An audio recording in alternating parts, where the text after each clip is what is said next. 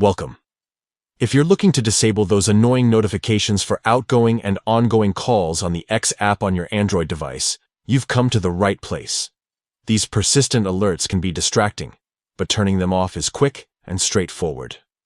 Let me walk you through the updated steps. First, unlock your phone and head straight to your device's settings. This is your control center for managing all app permissions and notifications. Next, scroll to and tap on apps. This brings up a list of every app installed on your phone. Look through the list and find the X app. Tap on it to open the app-specific settings. Once inside, tap on Notifications. This is where you control what kind of alerts the X app sends you. Here, you'll see various notification options. Select notification categories to see a more detailed breakdown.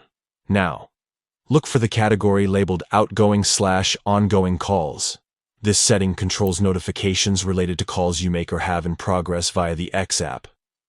To silence these alerts, simply toggle the switch next to Outgoing-Ongoing calls to the off position. This will disable those specific notifications without affecting other alerts from the app. And that's it.